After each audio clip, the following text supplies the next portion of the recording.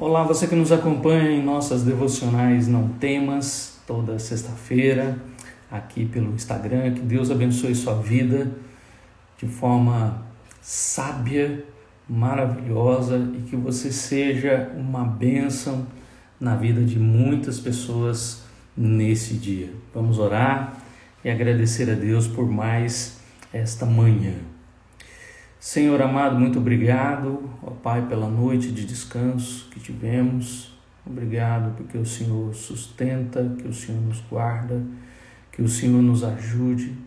Senhor, te pedimos perdão, ó Pai, porque reconhecemos as nossas limitações, as nossas falhas.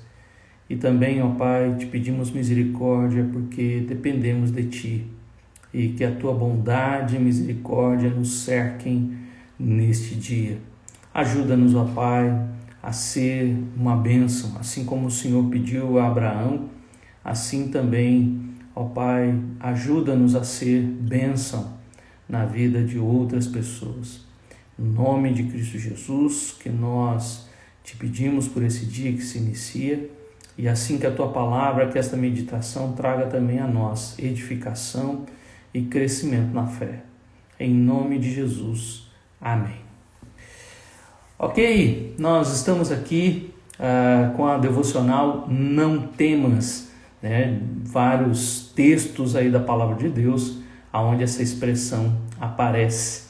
E algumas delas nós temos observado e visto que estão fora do contexto. Em que sentido que eu quero dizer isso? Você pode, às vezes, estar falando para alguém, olha, não tenha medo, né? Fique tranquilo, mas, às vezes, de forma errada, como é o texto que nós vamos ver hoje em Jó, capítulo 11, versículo 15. Jó 11, 15. Aqui Zofar, um dos amigos de Jó, vai dizer esta palavra: então levantarás o rosto sem mácula, e estarás seguro e não temerás. Né? Que coisa preciosa! De fato, Deus havia também, ali em Deuteronômio, dito que o povo teria as bênçãos do Senhor e que eles estariam seguros e não precisariam temer mal nenhum. Né? Como Davi também diz no Salmo, né? Não temerei mal nenhum, porque Tu estás comigo. Então a presença de Deus nos traria esta segurança e o medo então fugiria de cada um daqueles que confiam no Senhor e têm buscado mais de Deus em suas vidas. Porém, Zofar está aqui falando para um homem de Deus, está falando aqui para Jó. E não entendendo o sofrimento de Jó, traz essas palavras e que vai muito mais de encontro ao que Satanás deseja do que as palavras de Deus. Como é que nós sabemos disso? Porque lá no capítulo 42, Deus condena a atitude dos três amigos. Deus reprova o que os três amigos fizeram ali em Jó 42, dos versos de 7 a 9. Se você ler lá estes versos, você vai ver que Deus repreendeu os três amigos e pediu para exatamente Jó orar por eles, porque só a oração de Jó seria aceita.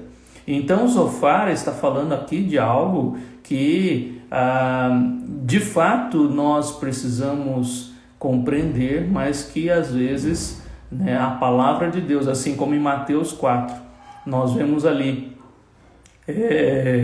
o próprio Satanás usando a palavra de Deus ali para tentar Jesus ali no deserto. Também Zofar está aqui sendo manipulado ou sendo usado aqui em palavras para atingir a Jó de uma maneira que não era essas palavras que Jó deveria ouvir. E então, o que nós temos aqui de Zofar, né?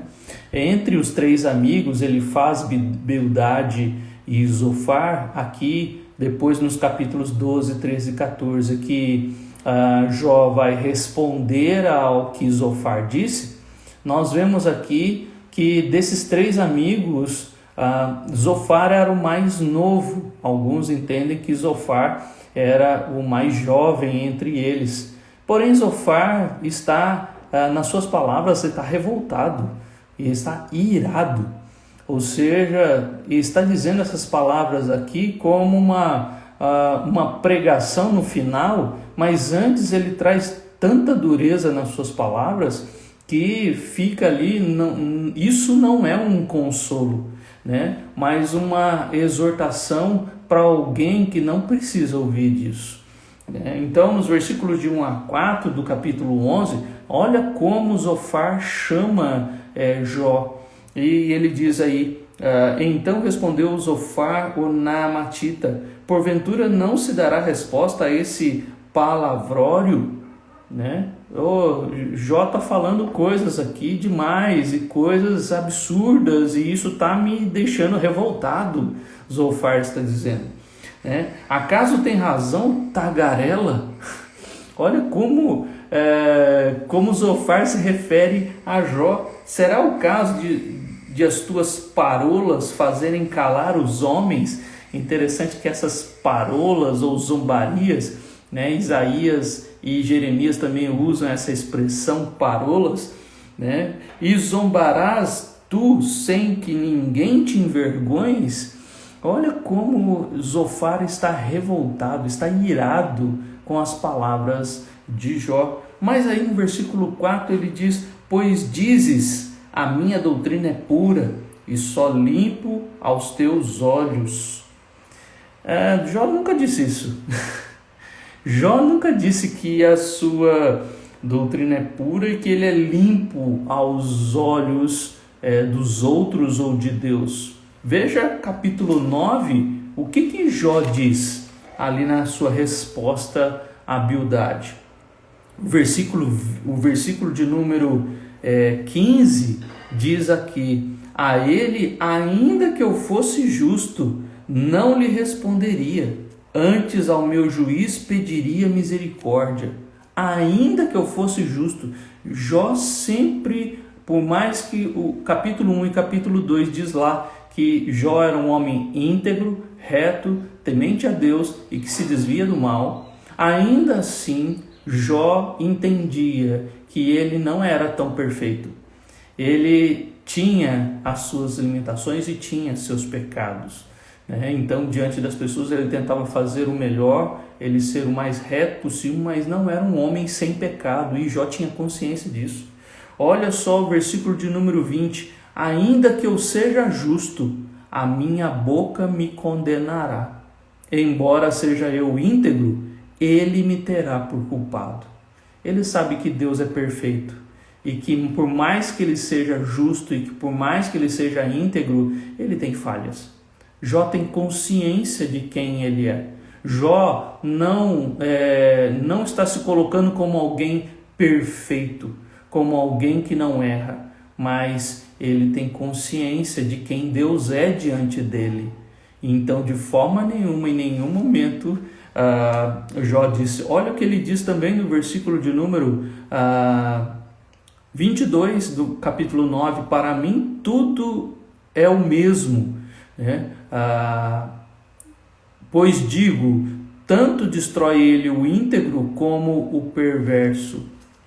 Então, para Deus, o que Deus está fazendo, o que Deus faz com o íntegro e com o perverso, Salomão em Eclesiastes vai dizer isso, que o sábio e o perverso, os dois um dia morrerão. Então, Jó tem um profundo conhecimento de Deus, talvez até muito mais do que os 3 amigos. E naquele momento de sofrimento, ele só quer saber por que eu estou sofrendo. É isso que Deus nunca respondeu para Jó. Diante de todo o livro dele, Jó nunca soube o motivo dos seus sofrimentos. E que nós sabemos muito bem ali do capítulo 1 e 2, por que ele está sofrendo. Jó nunca pecou contra Deus naqueles naquelas questões em que ele foi tentado. É interessante que agora, dos versículos de 5 a 12 do capítulo 11, Zofar agora vai colocar como se ele soubesse mais de Deus do que Jó. E mesmo sendo um homem mais jovem, né, entre os três amigos, ele coloca aqui, olha que soberba, né, naquele momento de ira ali, ao ouvir as palavras de Jó, ele então, irado, diz: você acha que você conhece a Deus? Ó, falasse Deus e abrisse seus lábios contra ti, no versículo de número 5. E é interessante que Deus vai abrir os lábios e vai falar no capítulo 38. Ali Deus começa a falar e coloca várias questões ali para que Jó aprenda. E nós vemos aqui que dos versículos de 5 a 12, Zofar mostra que, eu sei quem é Deus, né? Porventura, olha o 7, porventura desvendarás os arcanos de Deus e penetrarás até a perfeição do Todo-Poderoso, como as alturas dos céus é a sua sabedoria.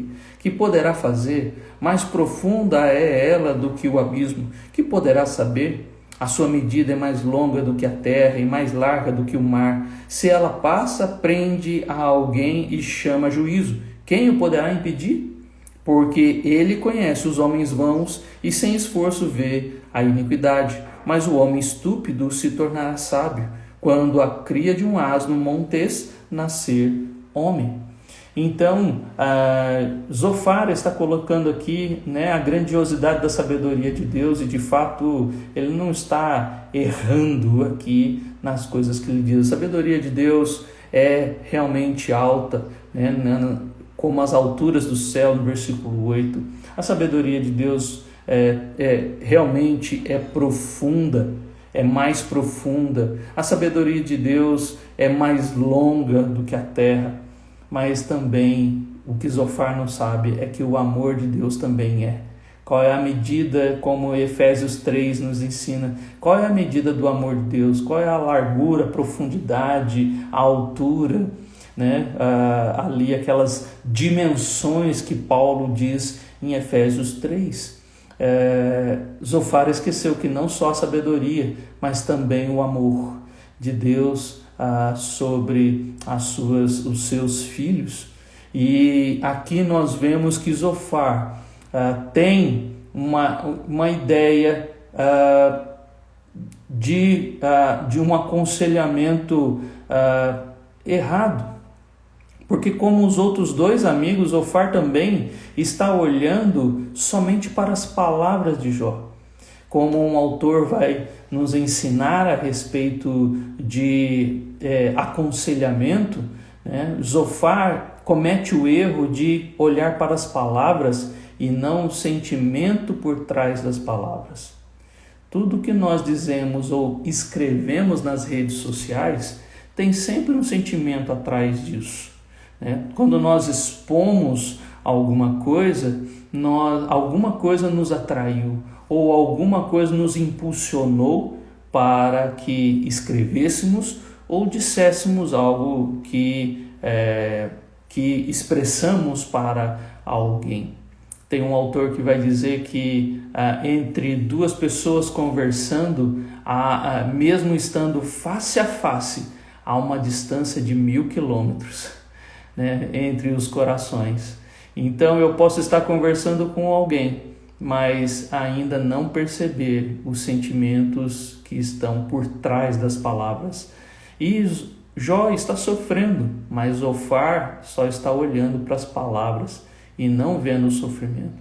Em vez dele chorar com os que choram, em vez de ele perceber que Jó está sofrendo, ele está condenando Jó pelas suas palavras. Ele está irado. Zofar está aqui incomodado e irado, revoltado com as palavras de Jó, mas não está vendo o sofrimento deste ancião naquele momento que tanto sofre. Como nós podemos ser arrogantes nessa hora? Então, quando nós vemos aqui o capítulo 11, dos versículos de 1 a 4, a forma como ele começa esse discurso. E depois falando da sabedoria de Deus, dos versículos de 5 a 12, quando chega agora no versículos de 13 a 20, é a parte mais triste que podemos dizer, porque ele vai trazer aqui uma pregação, ele vai mostrar aqui algo que realmente parece ser uma pregação sadia ou algo que todos nós precisamos fazer e que de fato também está inserida na lei de Moisés, ali em Deuteronômio, mas Jó não está vivendo isso. Olha o que ele diz no versículo 13 e 14, antes do versículo 15, que é o texto nosso hoje. O texto nosso, verso 15, ele se refere a um resultado do que Jó deveria fazer, segundo as orientações de Zofar.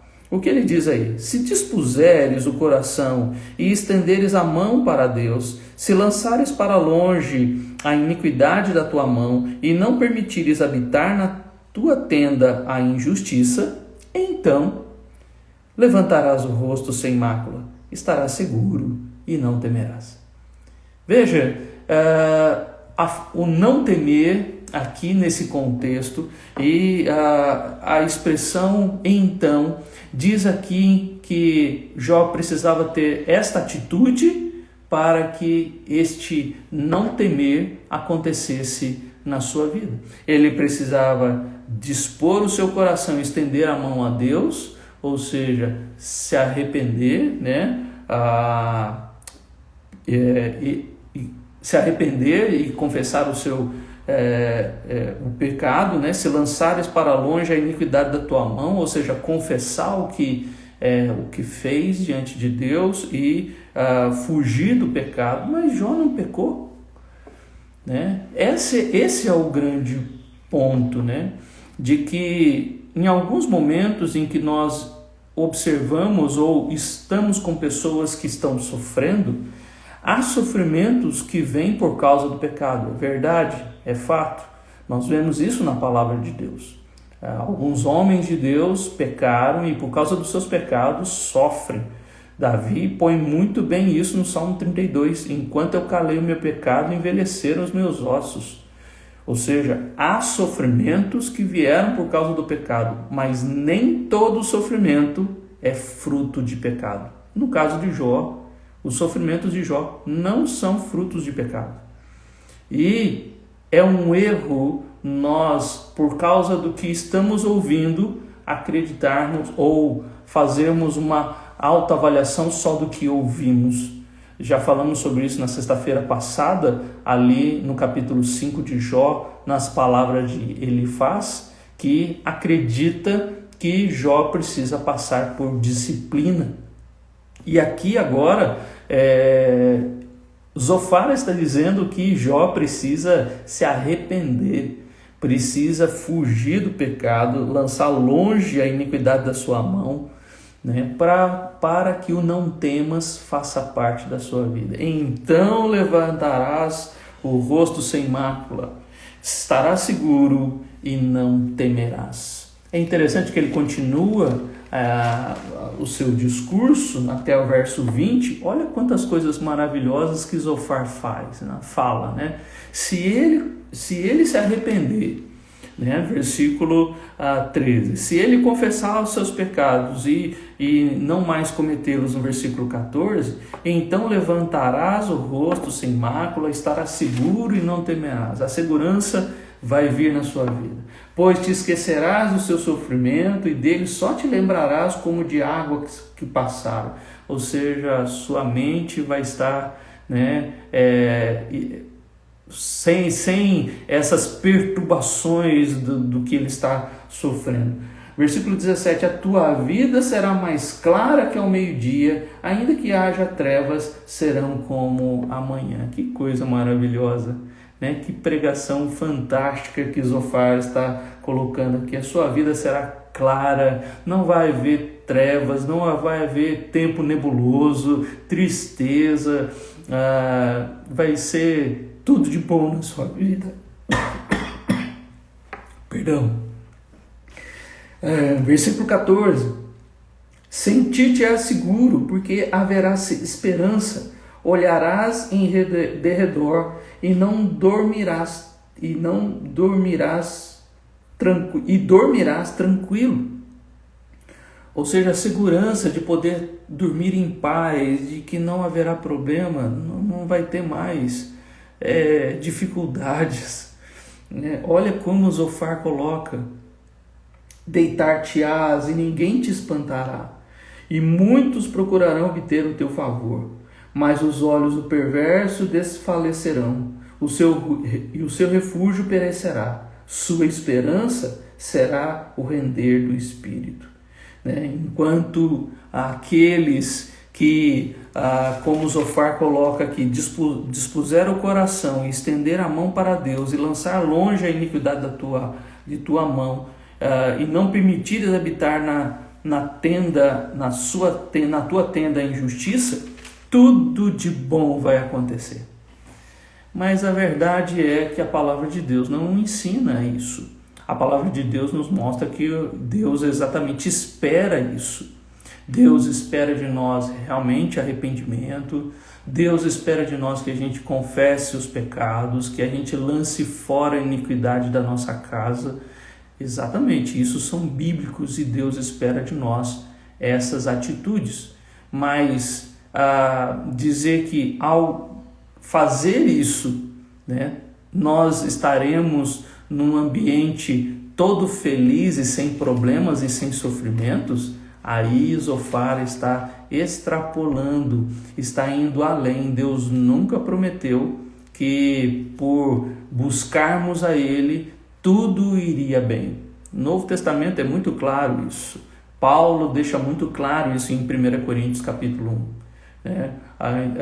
Pedro nos mostra muito bem isso na primeira carta, capítulos 2, 3 e 4. Se você observar até o capítulo 1 também, quando ele fala lá, nisto exultais, no versículo 6, nisto exultais, ainda que sejais contristados por breve momento. Ou seja, tribulações e sofrimentos haverão nesta vida. E próprio Jesus já havia dito isso aos discípulos em João capítulo 15, a partir do versículo 18, dizendo que o mundo nos odiaria por causa dele e este ódio nos traria sofrimentos. Então, acreditar que o se arrepender dos pecados e o confessar os pecados e viver longe do pecado vai trazer uma vida de satisfação e alegria que não vai ter sofrimento, é ir além do que a Bíblia diz. Veja, uma parte está certa. Nós precisamos realmente fugir do pecado, Nós precisamos dispor o nosso coração e estender as mãos a Deus. E Jó estava fazendo isso, Jó vivia assim. O versículo 14, se lançares para longe a iniquidade da tua mão e não permitires habitar na tua tenda a injustiça, Jó vivia assim. Jó era um homem íntegro, reto, temente a Deus e que se desvia do mal.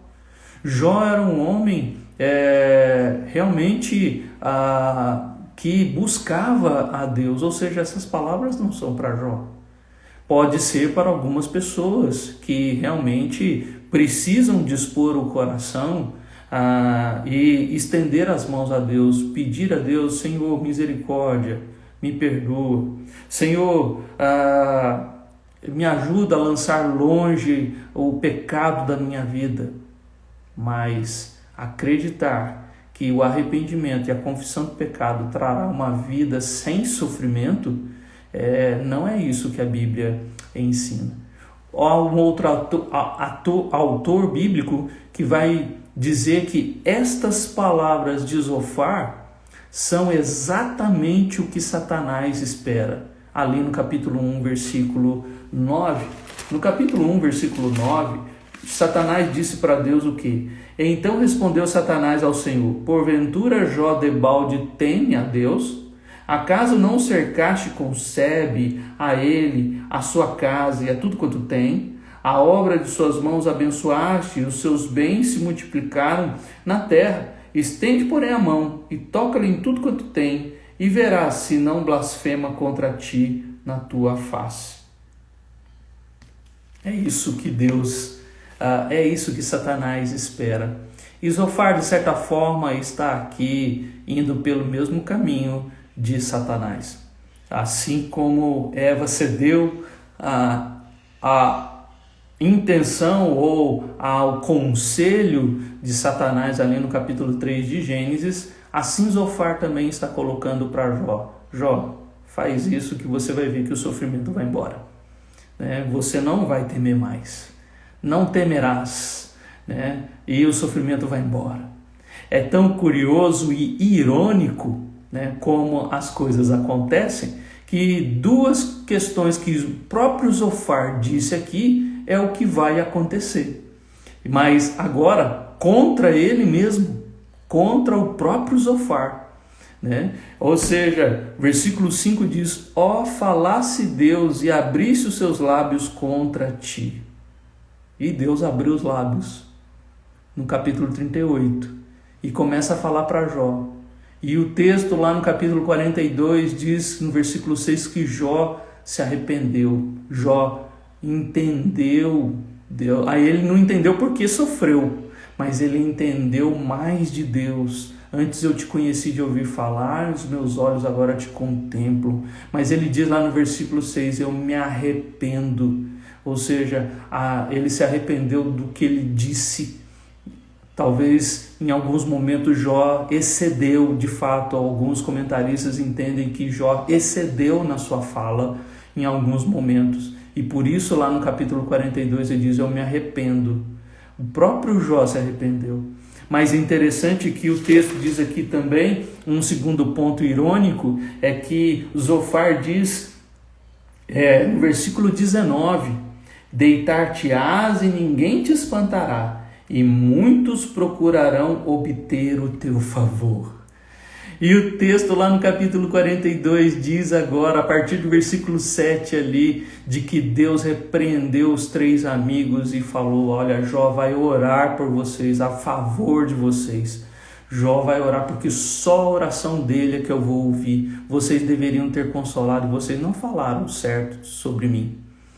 É muito curioso como Deus fala com aqueles homens. E eu quero até ler esse texto. Olha, tendo o Senhor falado essas palavras a Jó, o Senhor disse também a Elifaz, o temanita, a minha ira se estendeu contra ti e contra os teus 2 amigos, porque não dissestes de mim o que era reto, como o meu servo Jó. Tomai, pois, 7 novilhos, 7 carneiros, e ide ao meu servo Jó, e oferecei holocausto por vós. O meu servo Jó orará por vós, porque dele aceitarei a intercessão, para que eu não vos trate segundo a vossa loucura.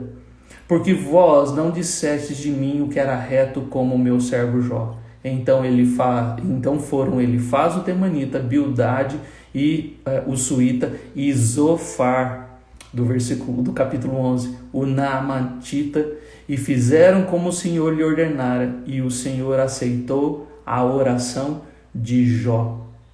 Ah, meu querido, cuidado com os conselhos. Cuidado com conselhos falsos. Cuidado com os conselhos como o de Zofar. Conselhos que estão só observando o que o outro está dizendo quando está sofrendo. Nós precisamos avaliar muito bem quando alguém está sofrendo. Há sofrimentos que são frutos de pecado? Sim. Davi teve este tipo de sofrimento e muitos outros. Mas há sofrimentos que não são frutos de pecado? Sim, também. E para estes, não é uma palavra de arrependimento que nós devemos ter, mas palavras de consolo e conforto ao coração. E colocar condições para que coisas aconteçam também está errado. né? Dizer não temas, se você se arrepender e confessar seus pecados, você não vai ter medo de nada, né? E a sua vida vai ser feliz e não vai ter sofrimento. A Bíblia também não ensina isso. Você pode confessar os seus pecados e se arrepender dos seus pecados, e é isso que Deus exatamente espera de cada um de nós. Mas isso não significa que os sofrimentos desaparecerão, que serão só uma lembrança, como ele diz aqui no versículo de número 16, e que a sua vida agora vai ser mais clara que ao meio-dia, porque você confessou os seus pecados, né? Porque você se arrependeu dos seus pecados, porque você confessou e lançou fora da sua vida, né? Mas Deus estará realmente com você em todo momento. Deus abençoará a sua vida espiritualmente, mas o confessar e o se arrepender não significam que isso vai te trazer uma vida sem sofrimentos. No mundo tereis aflições, disse Jesus, mas é só nele que nós encontramos, né, o fortalecimento para superar as adversidades e os sofrimentos. Que Deus te abençoe e que este não temas seja uma orientação para a tua vida quando você estiver diante de alguém que está sofrendo, né? Para que você entenda e que o seu conselho a alguém, que as suas palavras não venham a ser uma palavra distorcida da palavra de Deus. Eu posso usar a palavra de Deus, mas mesmo assim não ser a palavra de Deus, né? Não ser algo que realmente a Bíblia está dizendo.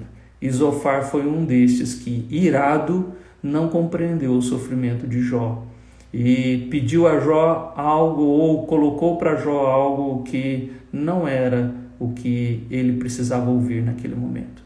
Que Deus use as suas palavras nesse dia e que você seja uma bênção, para que assim o não temas seja realmente um não temas espiritual, seja aquela segurança e aquele conforto no Senhor, mesmo no sofrimento.